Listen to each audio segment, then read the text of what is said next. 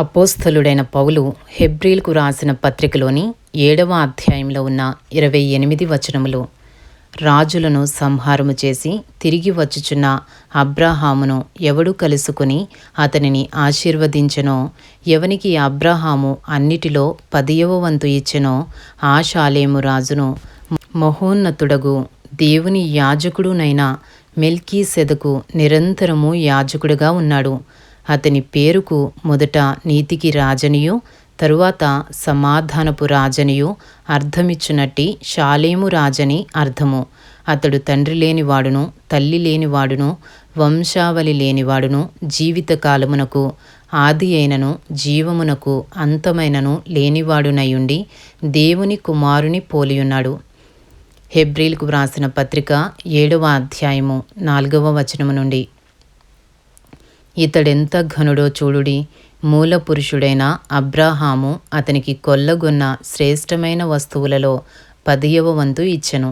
మరియు లేవి కుమారులలో నుండి యాజకత్వము పొందువారు తమ సహోదరులు అబ్రాహాము గర్భవాసము నుండి పుట్టినను ధర్మశాస్త్రము చొప్పున వారి యొద్ద అనగా ప్రజల యొద్ద 10వ వంతును పుచ్చుకునుటకు ఆజ్ఞను పొందియున్నారు గాని వారితో సంబంధించిన వంశావళి లేనివాడైన మెల్కీసెదకు అబ్రాహామునొద్ద 10వ వంతు పుచ్చుకుని వాగ్దానములను పొందిన వానిని ఆశీర్వదించెను. తక్కువవాడు ఎక్కువ వాని చేత ఆశీర్వదింపబడునను మాట కేవలము నిరాక్షేపమై ఉన్నది. మరియు లేవీ క్రమము చూడగా చావునకు లోనైన వారు 10వ వంతులను పుచ్చుకొనుచున్నారు. అయితే ఈ క్రమము చూడగా జీవించుచున్నాడని సాక్ష్యము పొందినవాడు పుచ్చుకొనుచున్నాడు. అంతేకాక ఒక విధమున చెప్పిన ఎడల 10వ వంతులను పుచ్చుకుని లేవియు అబ్రాహాము ద్వారా దశమాంశములను ఇచ్చెను.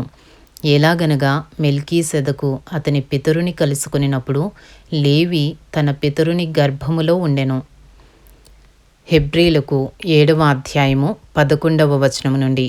ఆ లేవీయులు యాజకులయ్యుండగా ప్రజలకు ధర్మశాస్త్రమియ్యబడెను గనుక ఆ యాజకుల వలన సంపూర్ణ సిద్ధి కలిగిన ఎడల అహరోను క్రమములో చేరిన వాడని చెప్పబడక మెల్కీసెదకు క్రమము చొప్పున వేరొక యాజకుడు రావలసిన అవసరమేమి?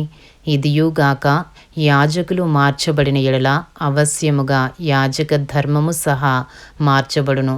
ఎవని గూర్చి ఈ సంగతులు చెప్పబడినో ఆయన వేరొక గోత్రములో పుట్టెను. ఆ గోత్రములోని వాడెవడును బలిపీఠమునొద్ద పరిచర్య చేయలేదు. మన ప్రభువు యూదా సంతానమందు జన్మించనుట స్పష్టమే. ఆ గోత్ర విషయములో యాజకులను గూర్చి మోషే ఏమీయూ చెప్పలేదు. మరియు శరీరానుసారముగా నెరవేర్చబడు ఆజ్ఞగల ధర్మశాస్త్రమును బట్టి కాక నాశనము లేని జీవమునకున్న శక్తిని బట్టి నియమింపబడి మెల్కీసెదకును పోలిన వాడైన వేరొక యాజకుడు వచ్చియున్నాడు. కావున మేము చెప్పిన సంగతి మరింత విశదమై ఉన్నది. ఎలయనగా నీవు నిరంతరము మెల్కీసెదకు క్రమము చొప్పున యాజకుడివై ఉన్నావు అని ఆయన విషయమై సాక్ష్యము చెప్పబడెను. ఆ ధర్మశాస్త్రము దేనికిని సంపూర్ణ సిద్ధి కలుగజేయలేదు గనుక ముందియ్యబడిన ఆజ్ఞ బలహీనమైనందునను నిష్ప్రయోజనమైనందునను అది నివారణ చేయబడి ఉన్నది. అంతకంటే శ్రేష్టమైన నిరీక్షణ దాని వెంట ప్రవేశపెట్టబడెను. దీని ద్వారా దేవుని యొద్దకు మనము చేరుచున్నాము. మరియు ప్రమాణము లేకుండా యేసు యాజకుడు కాలేదు గనుక ఆయన మరీ శ్రేష్టమైన నిబంధనకు పూట కాపాయెను. వారైతే ప్రమాణము లేకుండా యాజకులగుదురు గాని ఈయన నీవు నిరంతరము యాజకుడై ఉన్నావని ప్రభువు ప్రమాణము చేసెను. ఆయన పశ్చాత్తాపపడడు అని ఈయనతో చెప్పిన వాని వలన ప్రమాణపూర్వకముగా యాజకుడాయను. మరియు ఆ యాజకులు మరణము పొందుట చేత ఎల్లప్పుడూ ఉండ సాధ్యము కానందున అనేకులైరి గాని ఈయన నిరంతరము ఉన్నవాడు గనుక మార్పులేని యాజకత్వము కలిగిన వాడాయను. ఈయన తన ద్వారా దేవుని యొద్దకు వచ్చి వారి పక్షమున విజ్ఞాపనము చేయుటకు నిరంతరము జీవించుచున్నాడు గనుక వారిని సంపూర్ణముగా రక్షించుటకు శక్తిమంతుడై ఉన్నాడు. హెబ్రీయులకు 7వ అధ్యాయము 26వ వచనము నుండి. పవిత్రుడును నిర్దోషియు నిష్కల్మషుడును పాపులలో చేరక ప్రత్యేకముగా ఉన్నవాడును, ఆకాశ మండలము కంటే మిక్కిలి హెచ్చైన వాడునైనా ఇట్టి ప్రధాన యాజకుడు మనకు సరిపోయినవాడు. ధర్మశాస్త్రము బలహీనత గల మనుషులను యాజకులనుగా నియమించును గాని, ధర్మశాస్త్రమునకు తరువాత వచ్చిన ప్రమాణపూర్వకమైన వాక్యము నిరంతరమును సంపూర్ణ సిద్ధి పొందిన కుమారుని నియమించెను గనుక, ఈయన ఆ ప్రధాన యాజకుల వలె మొదట తన సొంత పాపముల కొరకు, తర్వాత ప్రజల పాపముల కొరకును దినదినము బలులను అర్పింపవలసిన అవసరము గలవాడు కాడు.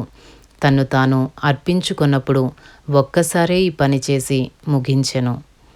ఇంతటితో అపోస్తలుడైన పౌలు హెబ్రీలకు రాసిన పత్రికలోని 7వ అధ్యాయంలో ఉన్న 28 వచనములు పూర్తి చేయబడినవి.